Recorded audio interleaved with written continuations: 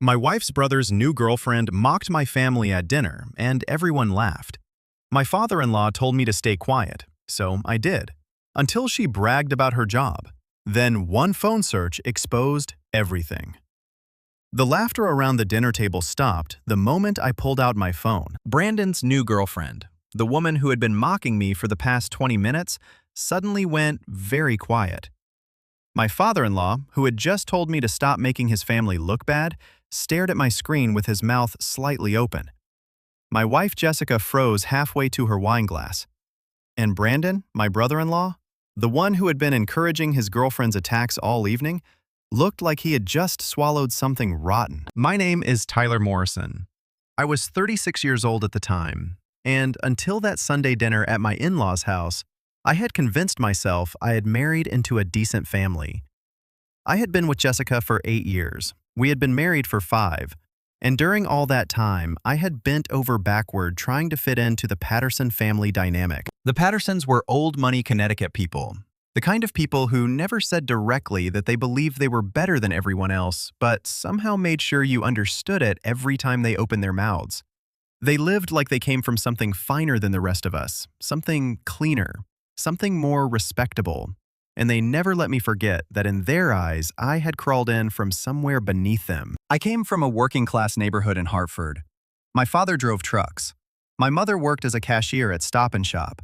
We were not rich. We did not have summer homes, private schools, country clubs, or charity galas. But we had good people around us. We had neighbors who looked out for each other. We had parents who worked hard and raised me to believe that honest work meant something. And I had built something of my own. I started my logistics consulting firm when I was 28. By the time I was 32, I had grown it into a multi-million-dollar operation. By the night of that dinner, I employed 47 people across 3 offices. The Pattersons knew all of that. They knew exactly what I had built. They knew my company was successful. They knew I made good money. They knew I had never asked them for anything. But they never acknowledged it. To them, I was still the kid from the wrong side of town who had gotten lucky. I was still the guy with the cheap car and the working-class parents. I was still someone they tolerated, not someone they respected. That Sunday dinner started like every other Sunday dinner. Jessica and I arrived at her parents' house in Westport at 6 p.m., just like we always did. Their house was a sprawling colonial that looked like it belonged in a magazine spread. White columns, manicured hedges, polished floors, antique furniture, and a dining room that felt less like a place where a family ate and more like a place where people performed being important. Her father, Richard Patterson, owned a chain of car dealerships across Connecticut. He loved talking about sales numbers, expansion plans, and whatever new model had been moving well that month. Her mother, Victoria, spent her days volunteering for charity boards, planning fundraisers, and speaking in that soft-clipped tone that made every sentence sound like a judgment. Jessica's younger brother, Brandon, was already there when we arrived. Brandon was 29. He worked in sales at one of his father's dealerships and seemed to believe that having Richard Patterson as a father counted as an achievement. He also had a new girlfriend every few months. This time, he had brought Sarah Kingsley. Victoria introduced her as a 26-year-old who worked in marketing at Ashton & Pierce, a firm downtown. Sarah was attractive in a polished, expensive way, perfectly straightened blonde hair, a designer dress that probably cost more than most people's monthly rent, a smile that looked rehearsed, and the kind of confidence that comes from going through life rarely being told no. Tyler, Victoria said as Jessica and I took our seats. Sarah works for Ashton & Pierce, you know, the marketing firm downtown. I nodded politely. Nice to meet you, Sarah. She smiled, but the smile did not reach her eyes. You too. Brandon has told me so much about his family. At first, dinner moved along normally. Richard talked about dealership sales. Victoria talked about the upcoming charity auction she was organizing. Brandon bragged about some big sale he had made that week. Jessica talked about her work as an interior designer. Nobody asked me about my business. That was normal. The Pattersons had a way of making you feel invisible unless you were useful to them. They could talk around me for an entire meal, include me only when they wanted to make a joke, and then act surprised if I seemed quiet. Then Sarah started. So, Tyler, she said, cutting into her salmon with precise little movements, Jessica mentioned you run some kind of consulting business. I do, I said, logistics consulting. We help companies optimize their supply chains and distribution networks. Sarah nodded slowly, like I had just told her I collected bottle caps for a living. That sounds interesting, she said. So, like you tell truck drivers where to go? Brandon laughed immediately. Jessica gave me a small, apologetic look, but she did not say anything. Not exactly, I said evenly. We analyze entire logistical operations and develop strategies to reduce costs and improve efficiency. It is fairly complex work, involving data analysis, network modeling, and strategic planning. Sarah took a sip of her wine. Her mouth curved into a tiny smirk. Right, my mistake. So you're like a middle manager, but for trucks. Richard chuckled. Victoria smiled behind her wine glass. Jessica looked down at her plate, as if the answer to everything were hidden somewhere under the vegetables. I felt the familiar tightness in my chest. That same old pressure I had felt at so many Patterson dinners before. It was the feeling that came whenever they decided to remind me I was not really one of them. And after 8 years, I had learned how to survive it. Do not fight back. Do not make a scene. Do not embarrass Jessica. Do not give them a reason to call you sensitive. Smile. Shrug. Let it pass. Something like that, I said quietly. That was my mistake. The moment I backed down, Sarah sensed weakness. Brandon tells me you grew up in Hartford, she continued. There was something predatory in her tone now, something sharp, hiding underneath the fake curiosity. That must have been tough. I mean, I've driven through there a few times, not exactly the nicest area. It wasn't bad, I said. Good people, strong community. Oh, I'm sure, Sarah said, full of false sympathy. Everyone is doing their best with what they have, right? I mean, not everyone can afford private schools and summer homes in the Hamptons. That's what makes America great. People from all backgrounds can succeed. The table went quiet. Even Brandon looked slightly uncomfortable for a second, though he was still smiling. Jessica finally spoke up, but her voice was small. Tyler has done very well for himself. Oh, absolutely, Sarah said, suddenly bright and enthusiastic. I mean, to go from that kind of background to running your own little business, that is the American dream right there. Very impressive. Little business. The words hung in the air like smoke. I looked around the table. Richard was concentrating very hard on his food. Victoria was refilling her wine glass. Brandon was trying not to laugh. And Jessica, my wife, was just sitting there silent, letting this stranger insult me in her parents' home. We should probably talk about something else, I said quietly. Why, Sarah asked, pretending to be confused. I think it is fascinating. I love hearing success stories from people who have overcome adversity. It is so inspiring. She was not even trying to be subtle anymore. Every word was calculated to remind me that I did not belong at that table, that I was not good enough, that I should feel lucky to be accepted by people who came from something better. Then Brandon joined in. Sarah's right, he said. Tyler has come a long way. Remember when we first met him, Dad? He was driving that old Honda with a dent in the door. Richard smiled. I do remember that. What year was that car, Tyler? A 95, 96, 97, I said. Still running? Sarah asked sweetly. I sold it years ago. Oh, that's good, she said. I mean, once you start making real money, you can afford to upgrade those things. Real money. As if the 7-figure income I had pulled in the year before did not count because I had not inherited it. As if money only became real when it came wrapped in the right last name. Victoria decided to join the fun. Tyler has always been very practical about money, she said. Very careful with spending. I suppose that comes from growing up without much. My jaw tightened. 8 years. 8 years of subtle digs. 8 years of backhanded compliments. 8 years of being made to feel like I should be grateful they allowed me to marry their daughter. Then Sarah leaned in again. You know what I find so admirable? She said, and I knew whatever came next would be worse. People who work with their hands. Real blue-collar work. Like, your father was a truck driver, right, Tyler? He is a truck driver, I corrected. He is not dead. Right, sorry. Is a truck driver, she said, still smiling. That is such honest work. My father always says we need people willing to do those jobs. Somebody has to, right? Brandon was openly laughing now. Jessica had tears in her eyes, but still, she said nothing. Richard and Victoria watched the whole thing like it was dinner theater, like my humiliation was just another form of entertainment to go with the wine. Sarah, I said, keeping my voice level, I think you are being disrespectful. She blinked at me, pretending to be genuinely shocked. Disrespectful? I am complimenting you. I am saying I admire people who come from nothing and make something of themselves. How is that disrespectful? Richard finally spoke. Tyler, I think you are being a bit sensitive. Sarah is just making conversation. She is insulting my family and my background. No one is insulting anyone, Victoria said coolly. You are making this awkward for everyone. I looked at Jessica. I did not need her to attack anyone. I did not need her to scream or make a scene. I just needed her to say one sentence, one small sentence that told me she saw what was happening, but she sat frozen in her chair. Maybe you should just relax, Brandon said. Sarah did not mean anything by it. You are being kind of dramatic.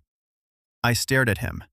I am being dramatic, yes, Richard said firmly. You are making my family look bad by overreacting to simple conversation. Sarah is a guest in our home, and you are making her uncomfortable. I looked at my father-in-law. This man had spent 8 years treating me like hired help. He had never asked about my business. He had never acknowledged my success. He had never once treated me like I was worth his time. And now he was telling me that I was making his family look bad. Something inside me went still. I apologize, I said finally. I did not mean to make anyone uncomfortable. Sarah's smile widened. No worries, she said. I totally understand. Sometimes people get defensive about their backgrounds. It is natural. The conversation moved on. Sarah started talking about her work at Ashton and Pierce. She talked about the big clients they worked with, the important campaigns she was involved in, and the account manager position she claimed she was being considered for. Brandon hung on every word. Victoria asked interested questions. Richard nodded approvingly. And something in me shifted. I had spent years letting them define the room, years letting them decide when I was allowed to speak and when I was supposed to swallow the insult, years pretending I did not notice the way they looked at me. But that night, as Sarah sat there, building herself up by tearing me down, I reached for my phone under the table. I searched Ashton and Pierce Marketing. I found their website. I pulled up their client list. I checked their recent press releases. Then I searched Sarah Kingsley. I found her LinkedIn profile. I cross-referenced it with the company directory. I read carefully while she kept talking, her voice getting more confident with every approving nod from the Pattersons. Then I did one more thing. I texted Jake Palmer. Jake was a creative director at Ashton and Pierce.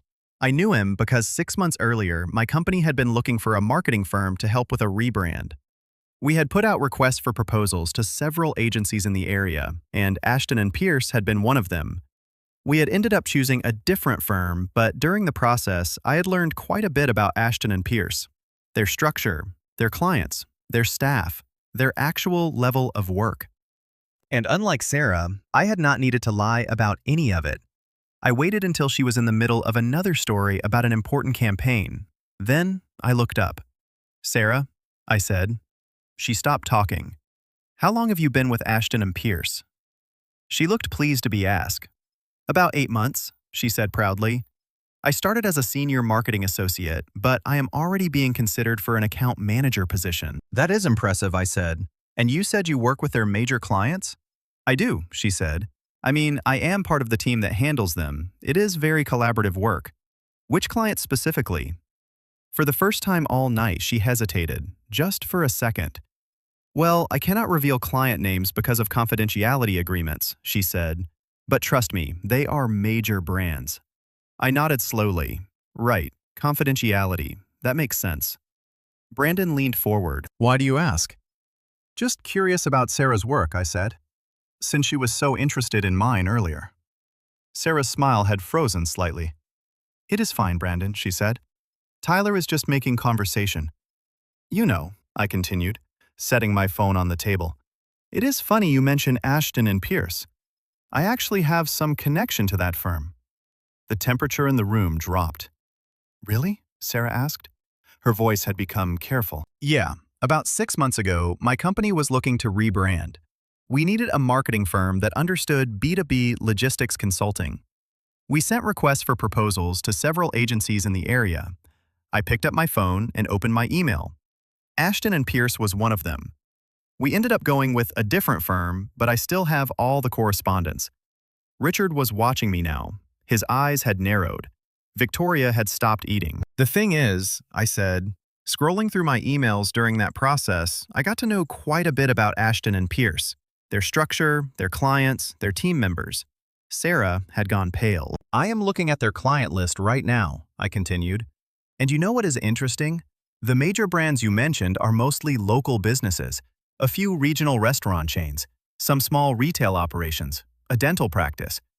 Nothing wrong with that, of course. Somebody has to work with smaller clients. I never said they were Fortune 500 companies," Sarah said quickly. "No," I said, "but you implied it. You said major brands. You made it sound very impressive." I turned slightly toward Brandon, and the account manager position she mentioned is not exactly accurate either. Sarah's eyes widened.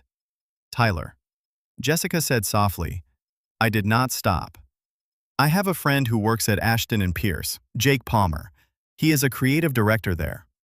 I pulled up my text thread with Jake and showed it to the table. I texted him just now while Sarah was talking. I asked if they have anyone named Sarah Kingsley working there. The silence was absolute. I looked at Sarah. He says they do have a Sarah Kingsley, but she is not a senior marketing associate. She is a junior coordinator, entry-level position. She answers phones, schedules meetings, and occasionally helps prepare presentation materials. Sarah's face went from pale to bright red. "There is no account manager position being considered," I continued. "There is no team handling major clients. She is the person who makes copies and orders lunch for meetings." Jessica started again. "Hold on," I said. "I am not done." I turned fully towards Sarah. "You spent the last 20 minutes mocking my background, my family, and my business. You called my company a little business. You implied I was barely better than a middle manager. You talked about me like I was some kind of charity case who got lucky." I pulled up my company's website and turned the phone toward the table. "This is Morrison Logistics Consulting. We had $8.3 million in revenue last year. We employ 47 people. Our clients include 3 Fortune 500 companies and 7 major regional distributors. Last month, we closed a deal with a national retail chain that will generate $2.1 million in fees over the next 3 years." Then I looked at Richard. "That is more than your best dealership makes in a year, Richard." His face darkened. Then I turned back to Sarah. "And while you were sitting here making fun of my father for being a truck driver and my mother for working at a grocery store, you failed to mention that you are barely making $42,000 a year answering phones. That is less than my newest junior analyst makes." The silence stretched so long that I could hear the antique clock ticking in the hallway. Sarah's eyes were wet now, but I did not feel sorry for her. Not yet. "You do not know anything about me," she finally said, her voice shaking. "I know you are a liar," I replied calmly. "I know you have been sitting here for the past hour pretending to be something you are not while mocking someone who actually built something real. And I know everyone at this table was perfectly happy to let you do it because it made them feel superior to the kid from Hartford." Brandon stood up. "You cannot talk to her like that." "Sit down, Brandon," I said. "I am talking to your father now." I turned to Richard. "You told me I was making your family look bad. You told me I was overreacting. You sat there and let a stranger insult me, insult my parents, insult everything I have built, and you did nothing. Worse than nothing, you joined in." Victoria's voice cut through the room. "Tyler, I think you should leave." "I agree," I said. "But first, let me make something very clear." I stood up and looked around the table. For 8 years, I have taken your condescension. I have taken your backhanded compliments. I have taken your jokes about my car, my clothes, and my background. I have smiled through every family dinner where you made me feel like I should be grateful you let me sit at your table. Then I looked at Jessica, and you have never defended me, not once. You have sat there every time and let them treat me like I am beneath them, like I am lucky to be with you instead of the other way around. Tyler, please, Jessica whispered.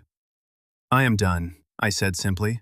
I am done pretending this is normal. I am done accepting disrespect from people who have accomplished less than I have, but act like they are royalty. And I am especially done listening to some entry-level phone answerer mock my family while all of you smile and nod. Sarah was crying now. Victoria was standing furious. Richard's face had gone purple with rage. Brandon looked like he wanted to fight me, but I did not care anymore. I looked at my wife. Jessica, you have a choice to make. You can stay here with your family and let them keep treating me like garbage, or you can come with me right now and we can build something better than this. Every person in the room turned toward her. Jessica was crying. Mascara ran down her cheeks. She looked from me to her parents, then to Brandon, then back to me. Tyler, you cannot just— Yes or no, Jessica, right now. The moment stretched. I watched the woman I had loved for 8 years struggle with the simplest question in the world. Stand with your husband, or stand with the people who had spent 8 years making him feel worthless? Tyler, she began, my family. That is my answer. Then I said, I walked out of that dining room. I walked out of that house, and I did not look back. Not when Victoria shouted after me. Not when I heard Jessica crying. Not when Brandon came to the door, yelling about how I had ruined everything. I got into my car, the nice BMW I had bought with money I had earned myself, and I drove home to our apartment. The apartment I paid for. The furniture I bought. The building I had chosen. That night, I got a text from Jake Palmer at Ashton and Pierce. Dude, what happened? Sarah Kingsley just got fired. Her supervisor found out she has been lying about her position to everyone, including her boyfriend and his family. Apparently, your text exposed the whole thing. I did not reply. I just sat there in my living room, drinking the expensive scotch the Pattersons had given me for Christmas 2 years earlier. And I thought about the moment at that dinner table when everyone's smiles disappeared. The moment they realized the kid from Hartford was not someone they could look down on anymore. Jessica came home around midnight. Her eyes were red from crying. She sat down across from me and did not say anything for a long time. Finally, she spoke. You humiliated Sarah. Sarah humiliated herself. She lost her job because of you. She lost her job because she lied about her position and got caught. That is not on me. Jessica shook her head. My family thinks you are a monster. Your family thinks I am beneath them. They always have. The only difference is that now I have stopped pretending I do not notice. Tyler, they are my parents, my brother. I cannot just cut them off. I am not asking you to cut them off, I said. I am asking you to stand up for me when they treat me like garbage. I am asking you to be on my side for once in 8 years. She was quiet for a long time. Then she said, I do not know if I can do that. And that was when I knew my marriage was over. We separated 3 weeks later. Jessica moved back in with her parents temporarily. The divorce papers came 2 months after that. She wanted the apartment, half my business equity, spousal support. I gave her the apartment. By then, I was tired of living in a space she had chosen anyway. Every room reminded me of compromises I had made to keep peace with people who were never going to respect me. But I fought her on the business equity, and I won. Jessica had never been involved in the company. She had never contributed to its growth. She had never even acted interested in what I did for a living unless she needed to explain it to someone else in the most vague and harmless way possible. The judge agreed. Richard tried to intimidate me during the divorce proceedings. He threatened to make things difficult with his connections, his lawyers, and his money. But there is a difference between actually having resources and simply acting like you do. When push came to shove, resources mattered more than reputation. My lawyers were better than his lawyers. My documentation was better than his bluster. And when everything was settled, Jessica got far less than she had hoped for. Sarah Kingsley and Brandon broke up within 2 weeks of that dinner. Apparently, once everyone knew she had been lying about her job, Brandon decided she was not impressive enough for him anymore. That part did not surprise me. Brandon had never loved people. He loved what they made him look like. Sarah moved back in with her parents and took a job at a different marketing firm. This time, from what I heard, she was honest about being entry-level. Through mutual friends, I eventually heard that she apologized to Jessica for what happened. Not to me. Never to me. But at least she admitted she had been out of line. The Pattersons did not speak to me after the divorce was finalized. That was fine. I had nothing left to say to them either. But there was one moment, about 6 months after the divorce, that made everything feel complete. I was having dinner at a downtown restaurant with a potential client. It was a nice place. White tablecloths, extensive wine list, low lighting. The kind of restaurant where the Pattersons would have felt right at home. I was halfway through explaining my company's services when I noticed Richard and Victoria Patterson being seated 3 tables away. They saw me at the same moment I saw them. For a second, Richard looked like he might come over and make a scene. Then he noticed who I was sitting with, and he recognized him. James Morrison, CEO of Morrison Distribution Corp., one of the largest logistics companies in the Northeast. Same last name as me. Not a coincidence. James was my uncle on my father's side. He was the successful side of the family the Pattersons had never bothered to ask about. My father drove trucks. His brother owned the trucking company, along with several others, and he had just agreed to invest in my consulting firm to help us expand regionally. I watched Richard's face as he understood it. I watched him realize that the kid from Hartford he had looked down on for 8 years was not only successful on his own merits, he also had family backing. Real family. The kind of family that showed up when you needed them. The kind of family that did not measure your value by which side of town you came from. Uncle James noticed Richard staring and leaned toward me. "You know them?" "That is my ex-father-in-law," I said quietly. James glanced over, then smiled. "The one who thought he was better than us. That is the one." James leaned back in his chair. "Want me to go say hello?" I have been looking for a reason to buy up some car dealerships, his specifically. For a moment, I thought about it. I thought about the satisfaction of watching Richard's face as my uncle made him an offer he could not refuse. I thought about watching the man who had treated me like nothing suddenly realize how small he really was. I thought about what it would feel like to let someone bigger, richer, and more powerful walk over him for once. Then I thought about that dinner table, Sarah's tears, Jessica's choice. The night I walked out of that house and felt lighter than I had in years. "No," I said. "Let's just finish our dinner. He is not worth the time." And we did. When I walked past Richard's table on my way out, I stopped. "Hello, Richard." "Victoria, enjoying your meal?" Richard's jaw was clenched so tightly I thought he might crack a tooth. Victoria would not meet my eyes. "The food is excellent here," I continued conversationally. "Uncle James and I come here whenever we meet to discuss business. He is thinking about expanding into Connecticut. Maybe I will mention your dealerships to him. Could be an interesting acquisition opportunity." I smiled. Not cruelly, not dramatically, just professionally. "Enjoy your evening," I said. Then I walked out. That was 3 years ago. Since then, Morrison Logistics Consulting has tripled in size. We opened offices in Boston and Providence. We landed contracts with 2 Fortune 100 companies. Last year, our revenue hit $26 million. I bought a house in Madison right on the water. It is a nice place. Better than the Pattersons' Westport Colonial. I did not buy it to show off. I bought it because I earned it and because I wanted it. I heard through mutual friends that Jessica remarried, some guy who works in finance. I hope she is happy. I really do. But I also hope she learned something from what happened. I hope she learned that standing by while someone you love is disrespected is not loyalty to your family. It is betrayal of your marriage. I hope she learned that background does not determine worth. Where someone came from matters far less than where they are going. And I hope she learned that sometimes the person everyone thinks is lucky to be sitting at the table is actually the most valuable person there. As for Sarah Kingsley, I ran into her about a year ago at a networking event. She was working for a small startup by then, doing actual marketing work this time. She had grown up a bit. Some of that polished arrogance was gone. She looked less like someone performing importance and more like someone trying to become a real person. She saw me from across the room. I could tell she was debating whether to approach me or hide. After a few minutes, she came over. "Tyler," she said, "I owe you an apology." "You do?" She swallowed. "I was awful to you that night. I was trying to impress Brandon and his family, and I went way too far. I am sorry."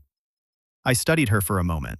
She seemed genuine, and people do change sometimes. "Apology accepted," I said. "But Sarah, you did not just go too far. You revealed something about yourself. You were willing to tear someone else down to build yourself up. That is not just bad behavior. That is bad character." She nodded slowly. "You are right. I have been working on that. Therapy, self-reflection, all that stuff. I am trying to be better." "Good luck with that," I said, and I meant it. But I also walked away. Because some people deserve second chances, but that does not mean you have to be the one to give them. Looking back on that dinner now, I realize it was the best thing that could have happened to me. It forced me to finally acknowledge what I had been ignoring for 8 years. I had married into a family that would never respect me. I had chosen a wife who would not stand up for me when it mattered. And I had been shrinking myself at their table week after week, hoping that if I stayed patient long enough, they would finally see my worth. They were never going to see it. Not because it was not there, because they had already decided not to look. That dinner freed me. It freed me from a family that looked down on honest work while benefiting from it every day. It freed me from a marriage where peace mattered more than respect. It freed me from the version of myself that kept swallowing insults just to avoid making people uncomfortable. My parents came to visit last month. My mother loved the new house. She walked from room to room, touching the countertops, looking out the windows, smiling like she could not quite believe her son lived there. My father stood on the deck overlooking the water and shook his head in wonder. "Never thought a kid from our neighborhood would end up here," he said. I looked at him. "You raised me right, Dad. You taught me that honest work matters. You taught me that treating people with respect matters more than where someone comes from." He smiled. "Your mother and I are proud of you, Tyler. Not because of the money or the house, because you did not let anyone make you feel less than you are." And that was the real lesson from that dinner. It was not that I had money. It was not that I had success. It was not that I had connections. It was that I finally refused to accept being treated as less than I was worth. The Pattersons taught me something valuable, even if they never meant to. They taught me that respect sometimes has to be demanded. They taught me that being nice, accommodating, and endlessly patient does not work when people have already decided you are beneath them. They taught me that silence is not always strength. Sometimes silence is just permission. And sometimes, the only way to end the performance is to pull out your phone and show everyone exactly who you are.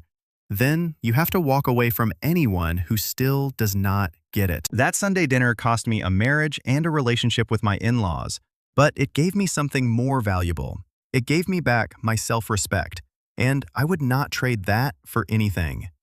Your worth is not determined by what other people think of you. It is determined by what you know about yourself. Never let anyone make you feel small for where you came from. Your background is part of your strength. It is not something to be ashamed of.